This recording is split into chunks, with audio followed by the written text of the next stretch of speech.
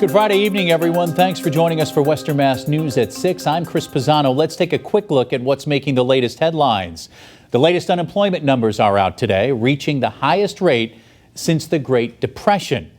Virtual graduation commencements are underway. UMass Amherst sending off the class of 2020. And a former police officer and his son have been arrested for allegedly shooting and killing a man who was out jogging in Georgia. With the country's highest unemployment rate since the Great Depression, many of those laid off or furloughed are hoping their employers will bring them back in the near future. Others are now looking for new opportunities. Western Mass News reporter Lindsay Kane is live in Springfield with more on jobs available right now in Western Mass. Lindsay. I spoke to a Springfield resident who had been laid off but got some encouraging news. I was working for a lawn care company, and I was laid off because of COVID-19. Justin Breitung of Springfield, like millions of people across the nation, lost his job when the pandemic broke out. It was scary. You know, I have a family I have to take care of, so I have no choice but to think about the long term and what's going on down the road. He says he started a new job in the beginning of March, and less than 4 weeks later, he was back to square one. I was stressed out for a long time because I didn't know if my job was going to call me back. But Thursday, he says his employer called him and said he would be hired back this summer. A relief, he says, is like no other. But economists say not everyone will be as lucky, as 40% of people furloughed are expected to not be rehired. There are quite a few employers that are hiring across all industry sectors. Terry Anderson, executive director of Mass Hire Franklin Hampshire Career Center, tells Western Mass News over the phone that there is hope for people searching for jobs right now. There are jobs in manufacturing, in healthcare, in retail. The public schools and the colleges are hiring for next fall semester. There are many social service assistance jobs. She says people can go online and search job postings on their website. There's also online workshops on resume building and writing cover letters. Anderson says they are preparing for a busy few months. We're starting to get calls from people who are starting their work search for new jobs, and we expect that will increase over time as people. The Career Center's link is on our website. That's westernmassnews.com. Live in Springfield, Lindsay Kane, Western Mass News. Lindsay, thank you for that live report. The Massachusetts Department of Public Health releasing the latest numbers. So far, the number of tests conducted is 366,023, with 14,391 tests done today. The Department of Public Health confirming 75,333 total positive cases. That's up a little more than 1,600 from yesterday. 4,702 people have died from COVID-19, with 150 new deaths reported today.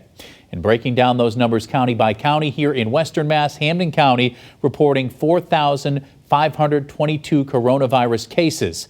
Hampshire County 654, Franklin 289, and Berkshire County 472. In total, Western Mass is reporting 5,937 COVID-19 cases.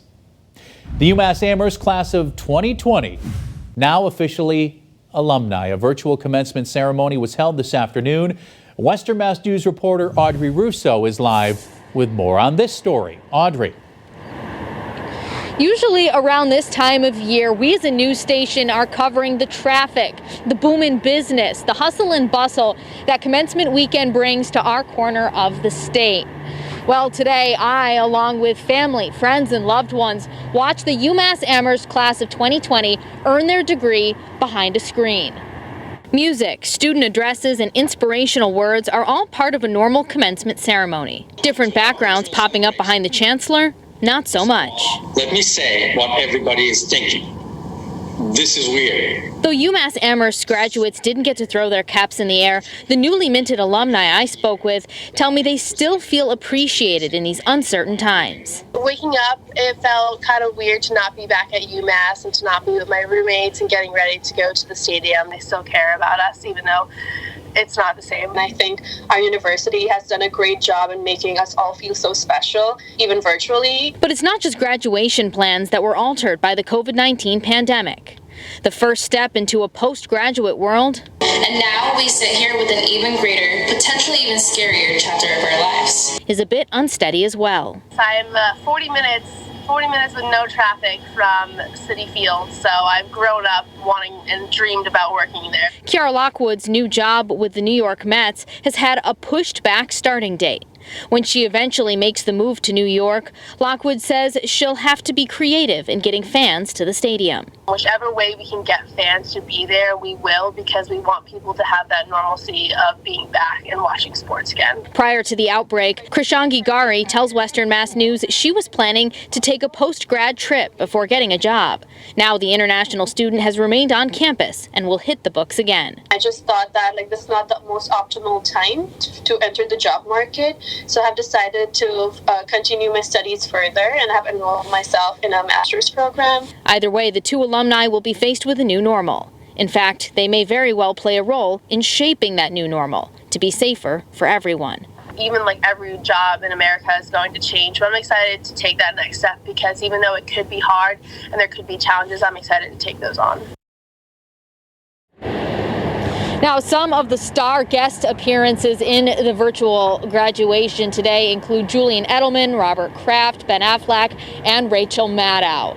As for the fall of 2020, according to the UMass Amherst website, they are prepared to take students on campus for the upcoming semester, but they also say they're preparing for the possibility of remote learning again.